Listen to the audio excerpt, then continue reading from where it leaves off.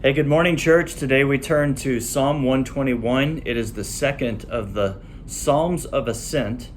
And the Psalms of Ascent are those psalms that were sung as the people of Israel would journey from wherever they lived up to Jerusalem for high and holy days. Like, for example, when Jesus and his disciples traveled from Capernaum, the fishing village, and to Jerusalem for the Passover.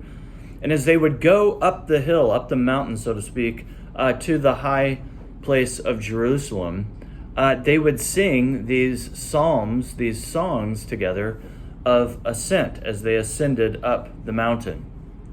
Psalm 121 says this in verse 1 and 2, I lift up my eyes to the hills. From where does my help come? My help comes from the Lord who made heaven and earth. And the Jewish people, as they made their way up this mountain, were reminding themselves, in spite of the difficulty of life as a metaphor, but the reality of just literally going up the hill, a reminder that God is their help and their refuge, and He is the one who made heaven and earth. Right now, we're living in a time where we are untethering ourselves from any sense of truth or reality. Friedrich Nietzsche said that when God dies in Western society, everything will seem weightless. But for those of us that still cling to the belief that God is, and He is who He said He was, and His word is true, we are tethered.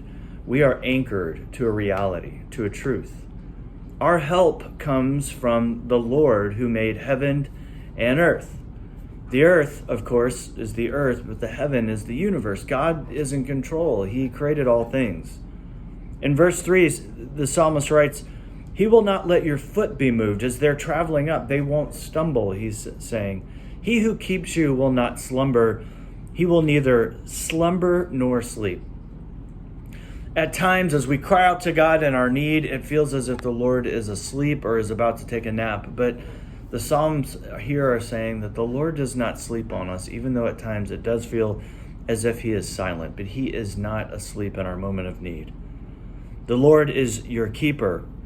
The Lord is your right hand. The sun shall not strike you by day, nor the moon by night.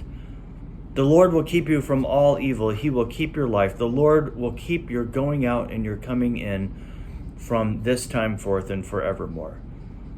I want you to consider, as the psalmist brings this wisdom, that those of us that live by faith can live under this understanding that even though our circumstances don't always add up in light of this psalm, that it certainly feels as if our feet are slipping at times, and it certainly feels as if evil is all around us, and that, of course, we even face decay and death in this life. But ultimately, those of us that live by faith in the living God have a resource and a comfort and a hope, even in the midst of these great trials, that God is with us.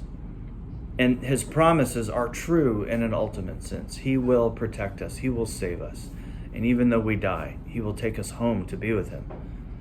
So whatever you're facing today, whatever you're going through personally today, whatever you're struggling with, would you take it to the Lord and hear the psalm?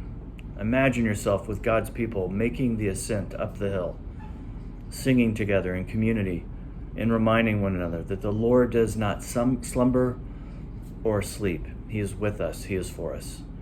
Church, I love you. I hope you're having a great day. And I'll talk to you soon.